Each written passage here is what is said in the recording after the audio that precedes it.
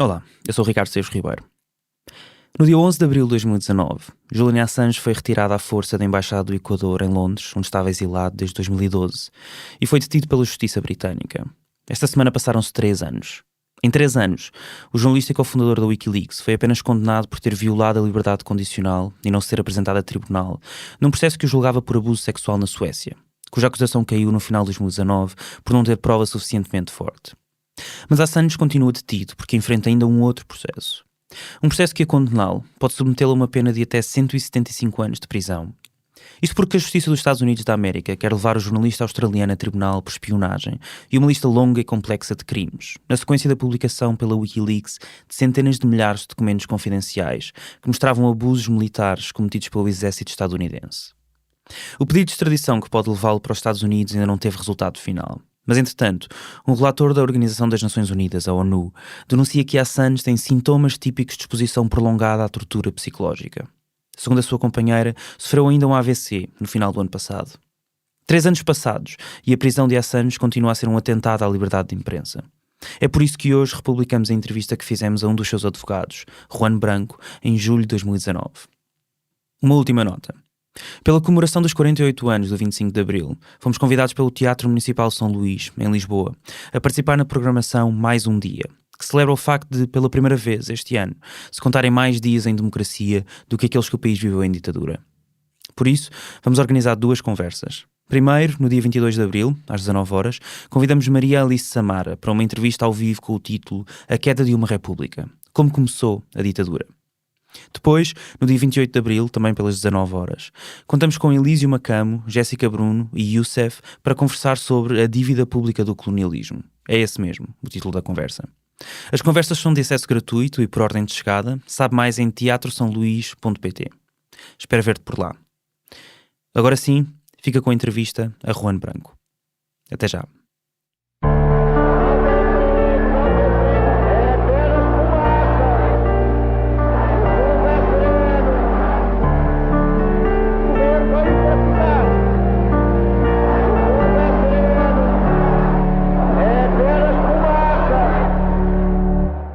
Eu queria usar os últimos 15 minutos da entrevista para falar sobre Julian Assange.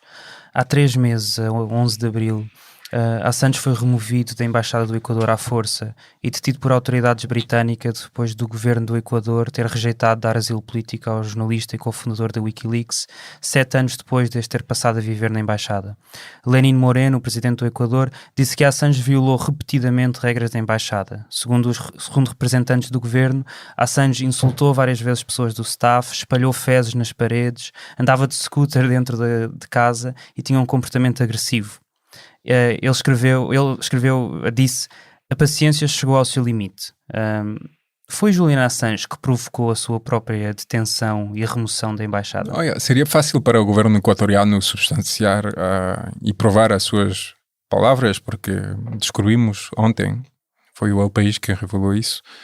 Ontem, dia 8 de julho. Dia 8, o jornal espanhol que revelou que o Julian Assange estava a ser filmado, espiado, 24 horas ao dia na Embaixada, pelo Equador. Então estamos à espera das imagens que provam o que estão a dizer. Evidentemente, se as imagens não existem, o Julian Assange foi utilizado como uma moeda de câmbio pelo Equador. O Equador recebeu 10 mil milhões de ajudas do Banco Mundial e do FMI em contra do fato de abandonar o Julian Assange. Estou a falar do Equador, mas devia falar com mais precisão do governo do Lenin Moreno. Que entrou em maio de 2017. Sim, aliás, antes o presidente era Rafael Correa, que foi ele que deu asilo em 2012 a Assange. Queria só dizer uma coisa, desculpa interromper-te. O Rafael Correa, na altura em que isto aconteceu, escreveu no Twitter que aquilo que Moreno estava a fazer, retirando Assange, ou permitindo a retirada de Assange da embaixada, era, estou a citar, um crime que a humanidade nunca mais esquecerá. Acho que não sei se... acho que não é enfático dizer isso, porque acho que as sociedades ocidentais, mais que o Equador, quer dizer, o Equador suportou durante 7 anos uma pressão imensa da maior potência mundial para proteger a um indivíduo. O Equador, acho que é 80 potência mundial, 90, e houve nenhum Estado europeu, ocidental, que apoiou o Equador, que deu qualquer forma de ajuda ao Equador durante esse período. Então, acho que mais que o Equador, acho que é sobre as sociedades ocidentais, que seja do Reino Unido, mas mais geralmente da União Europeia, que vai recair o peso dessas imagens em quais se vê o Julian Assange ser extraído da Embaixada do Equador em Londres, com muita violência simbólica, não é? Um corpo que se vê diminuído tras 7 anos de detenção arbitrária nesse espaço de 140 metros quadrados, em quais trabalhavam um embaixador, diplomata, secretários, quer dizer, ele tinha 20 metros quadrados para ele. E estou a falar de detenção arbitrária porque a Organização das Nações Unidas qualificou a situação do Assange como detenção arbitrária, não é um argumento de advogado. E acho que seja qual for o destino do Julian Assange, será um grande peso para nós, porque é a revelação do fato que a ilusão em qual vivíamos, de ser uma democracia liberal, países muito civilizados, muito avançados, é uma ilusão, simplesmente. E hoje em dia o Julian Assange está em uma prisão que foi construída depois do 11 de setembro para receber terroristas, que tem um túnel que traz diretamente a um tribunal. Em Londres. Em Londres. E hoje em dia é um jornalista que está nessa prisão por ter dito a verdade, simplesmente, e ter revelado crimes contra a humanidade. Então isso acho que é uma violência extraordinária e evidentemente o Lenin Moreno comportou-se de forma inaceitável, traicionou, mas quem foi ainda mais culpável dessa situação foram os nossos dirigentes e os países da União Europeia, que tinham muito mais poder e não se mostraram à altura da situação e continuam a não mostrar-se à altura da situação. 2 semanas antes da detenção de Assange, foram divulgados uma série de documentos confidenciais da família de Lenin Moreno, que ligavam o presidente do Equador a uma conta offshore no Panamá, num caso que ficou conhecido como o INA Papers. Na sequência disso, a 26 de março, a Wikileaks informou no Twitter que Moreno estava a ser investigado pelo Congresso equatoriano por corrupção. Foi a Wikileaks que divulgou os INA Papers? Não, e a única coisa que o Julian Assange mostrou durante esse período foi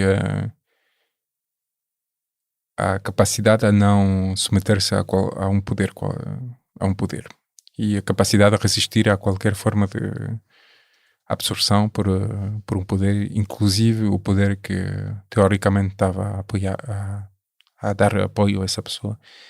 Então é uma coisa muito estranha, não, para um ser humano normal, de ver alguém que é capaz de sacrificar tudo pela ética pessoal e pela ideia de verdade. E é uma radicalidade que preocupa e que faz que uma grande parte da prensa, dos médias, não apoiaram os Julian Assange, incluído depois dessa cena, simplesmente porque o Julian Assange funcionava como era uma revelação para eles das suas próprias compromissões e dos seus próprios limites. E a coragem do Julian Assange e a integridade absoluta do Julian Assange era uma violente revelação das suas insuficiências. A maior parte dos órgãos de comunicação social portugueses e uma boa parte também dos internacionais, incluindo vários órgãos de comunicação social que utilizaram trabalho feito pela Wikileaks, falam de Julian Assange como hacker, programador, fundador da Wikileaks, mas muito poucas vezes como jornalista em primeiro lugar. Por que há tanta resistência por parte dos jornalistas em reconhecê-lo como seu camarada? Porque revela a insuficiência do trabalho deles. São gente que trabalha com uma proximidade muito importante dos aparatos de poder. E a força incluído médias de investigação muito potentes, reconhecidos, depende da capacidade de seduzir pessoas nos aparatos de poder e protegê-los. Então, quando você revela uma coisa, protege a pessoa que ajudou a revelar esse escândalo. E o Julian Assange nunca funcionou assim. Sempre funcionou com uma independência total frente às pessoas que trazer informação para o Wikileaks, porque tinha um sistema de anonimização que fazia que às vezes nem sabia quem trazia informação, e recusou-se sempre submeter-se a um aparato de poder algum. E então, evidentemente, o jornalismo científico, que ele chama assim, que ele estava a exercer, que era simplesmente não publicar nada que não tinha um documento que provava a publicação, põe em tensão os jornalistas mainstream, porque revela os limites do seu trabalho e o facto que participam à manutenção de um sistema, mesmo quando fazem trabalho como o Mediapart em França de revelação de escândalos do Estado, nunca interrogam o fundamento dos poderes. E o Wikileaks tem uma função quase anarquista, porque revelar a verdade, dizer a verdade e advogar por uma transparência absoluta dos aparatos de poder é simplesmente desativar a sua capacidade de impor-se aos outros. Então, evidentemente, faz muita violência a essa gente que não está habituada a essa resposta nas suas insuficiências. E sim, assim, acho que é assim de simples. É a incapacidade de aceitar que a Julian Assange não aceitava limites de parte de aparatos de poder. Quando eles não param de aceitar, e evidentemente mais progressista você é, mais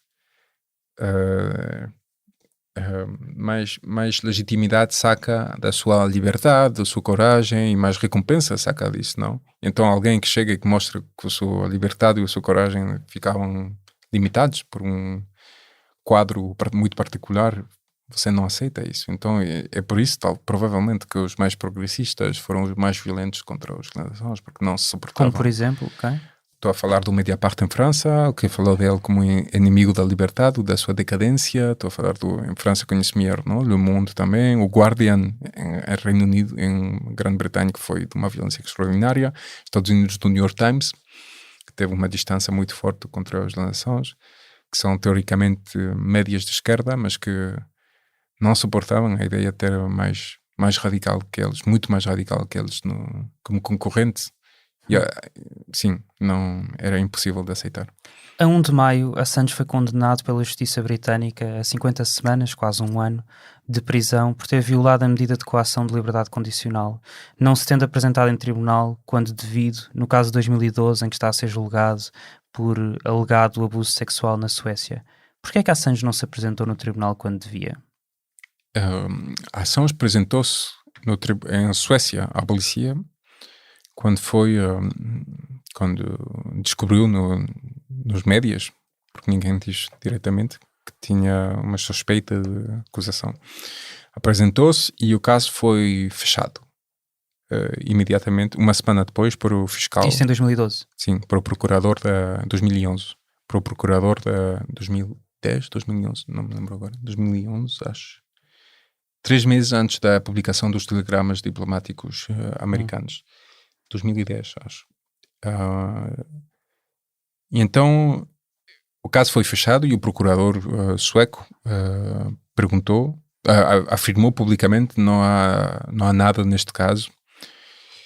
E então o Julian Assange, que tinha que fazer conferências um pouco em toda a Europa, perguntou se podia sair. E disseram ok, pode sair. E imediatamente, no momento que ele saiu, abriram outra vez o caso e mandaram um mandato de arresto europeu para deixá-lo ao resto. Então, a partir daí, ele compreendeu que a persecução que estava a sofrer não era um caso criminal como qualquer, que era uma persecução política. E mesmo assim foi imediatamente a polícia britânica, ficou fechado e logo posto em liberdade baixo fiança durante mais de um ano, com condições muito drásticas. E ao cabo de mais de um ano decidiu ir à Embaixada do Equador, não para escapar ao caso sueco, para o qual tinha cooperado do princípio ao final, mas para escapar ao que estava a compreender era uma persecução americana, que hoje em dia foi provada simplesmente. E hoje em dia descobrimos que toda a razão pela qual o Julian Assange estava perseguido desde 2010 foi por a revelação de seus documentos americanos e não por esse caso sueco que nunca Isto foi... porque, só para complementar, provado. para as pessoas saberem, em 23 de maio as autoridades judiciais norte-americanas apresentaram 17 novas acusações contra Assange, incluindo crime de espionagem, o que pode levar Assange a uma pena máxima de 175 anos de prisão se fosse condenado por tudo E isso. essas acusações tinham ficado secretas todo esse tempo. E, evidentemente, Até que ele saiu da embaixada. jogaram sobre isso para tentar aplicar sobre ele um estigma que era o de ser um violador e, evidentemente, quando vê as acusações que foram trazidas pelas 2 mulheres em Suécia contra ele, que nunca foram objeto de uma acusação formal penal, nunca foram retomadas pela fiscalia, pelo procurador sueco, porque não tinham elementos suficientes.